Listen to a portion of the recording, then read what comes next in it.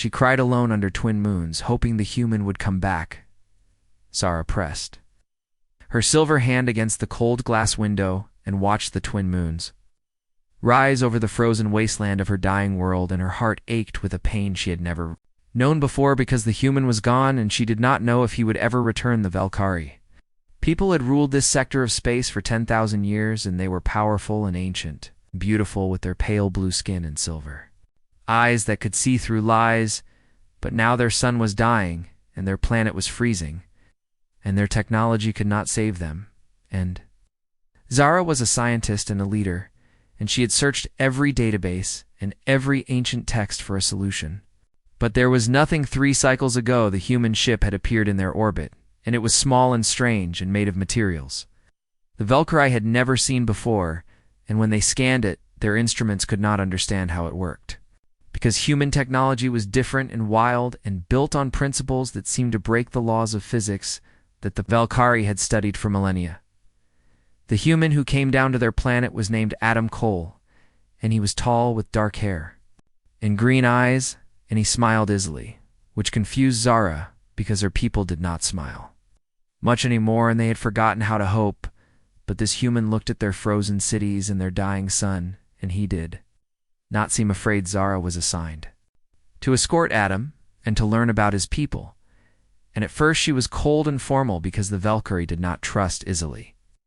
and they had been betrayed before by other species who promised help but wanted only to steal their knowledge. But Adam was different, and he asked questions not about their weapons or their technology, but about their art and their music and their children. He told her stories about Earth and about humanity, and how his species had nearly destroyed themselves 100 times but always found a way to survive. And Zara listened and did not believe him at first, because it sounded impossible that such a chaotic and emotional species could have mastered space travel. But then Adam showed her human music and human paintings and human poetry, and she began to understand that humans were powerful not because they were logical, but because they refused to give upon the 7th day. Adam asked to see the core reactor that powered their cities, and Zara took him deep underground where the ancient machines hummed and flickered and struggled to generate warmth, and Adam studied it for hours in silence, and then he laughed, and Zara was offended because her people were dying and this human was laughing. But Adam explained that he was not mocking them, but that he saw the solution, and it was so simple that he could not believe that Valkyrie had missed. If he explained that the Valkyrie had built their reactor based on efficiency and perfection, and it worked beautifully when everything was optimal, but now their sun was failing. The reactor could not adapt. And Adam said that human technology was designed to work when everything went wrong, because humans expected failure and planned for it. And he could modify their reactor to be messy and inefficient, but adaptable, and it would save them. The Valkyrie Council did not trust Adam, and they argued for days, and Zara defended him, even though it meant going against her own people, and she did not understand why she believed in this strange human who smiled too much and seemed to find joy even in darkness. But something in her heart told her he was telling the truth finally. The council agreed to let Adam try, and he worked for 16 days without sleeping, and Zara stayed with him and brought him food and watched him work with tools that were crude compared to Valkyrie instruments, but somehow more effective. And she asked him why he was helping them, and Adam said that humans helped because it was the right thing to do, and Zara said that made no logical sense, and Adam smiled and said that was what made humans humanin. The 16th day, the reactor roared to life with power it had not had in decades, and warmth began to spread through the underground cities, and children who had never seen their breath without frost began to play in rooms that were finally warm, and the Valkyrie people wept with relief and gratitude, and they celebrated Adam as a hero and offered him anything he wanted. But Adam asked for nothing except to learn more about the Valkyrie, and he spent his days with Zara, walking through their cities and learning their language and their customs. And Zara found herself thinking about him when he was not there,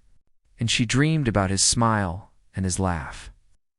And she did not understand these feelings because Valkyrie did not love like this, and they chose mates based on genetic compatibility and logic, not emotion. One night under the twin moons, Adam and Zara stood on a balcony overlooking the city, and Adam told her that he had to leave soon because his ship had orders to continue exploring, and Zara felt something break inside her chest. And she asked why he could not stay, and Adam said that he wanted to, but that humanity needed explorers, and he had a duty to his peoples. Era said that duty was not everything, and Adam looked at her with surprise and asked if she was saying that as a Velkari scientist or as something else, and Zara did not know how to answer because she was feeling things that her people did not have words for. And she was terrified and exhilarated at the same time. Adam reached out and took her silver hand in his human one, and he said that he cared for her deeply, and that leaving would be the hardest thing he had ever done. And Zara asked why he had to choose between duty and happiness, and Adam said that humans always struggled with that question, and that was part of what made them human. The next morning, Adam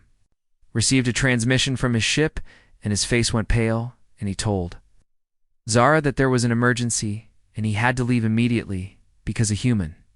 colony 3 systems away was under attack by raiders, and his ship was the closest one that could respond, and Zara said she would go with him, but Adam said it was too dangerous, and he could not risk her life. They argued, and Zara said that she was not fragile, and that Velkari were warriors once before they became scientists, but Adam said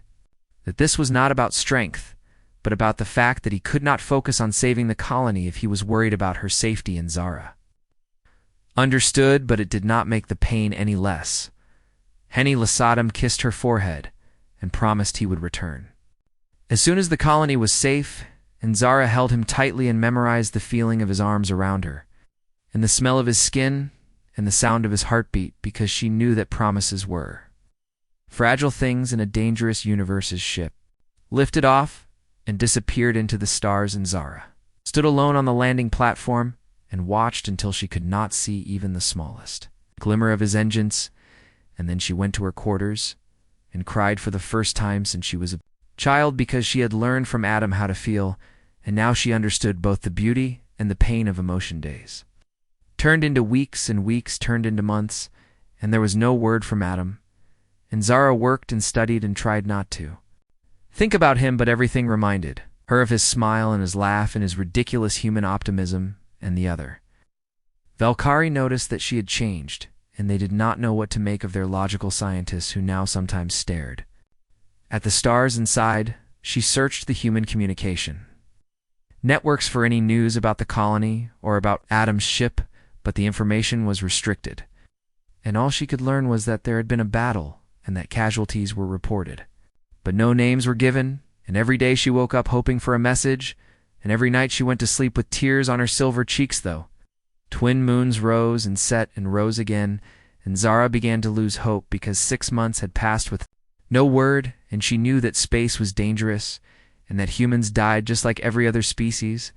and that perhaps Adam's promise had been one he could not keep. Not because he lied, but because the universe was cruel. She stood at her window one night and pressed her hand against the glass and watched the twin moons, and she whispered a prayer to the old Velkari gods that her people no longer believed in,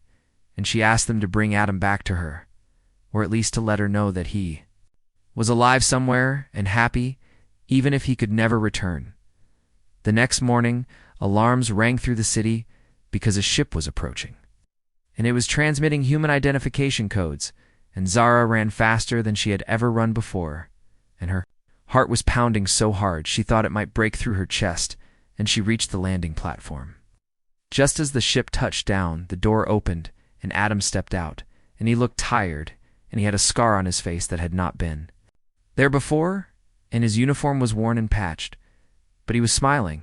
and when he saw Zara, he ran to her and picked her up and spun her around, and Zara laughed and cried at the same time, and held him so tightly that a human would have complained. But Adam just held her back. He told her that the battle had been terrible, and that his ship had been damaged, and they had spent months making repairs in a system with no communication relay, and he had tried to send messages, but none of them got through, and every day he thought about her and worried that she would think he had abandoned her or forgotten his promise. Era said that she had almost lost hope, but something in her heart told her to wait just one more day, and then one more day after that, and Adam said that was the most human thing he had ever heard her say. And Zara said that perhaps he had infected her with his humanity, and Adam said he hoped so.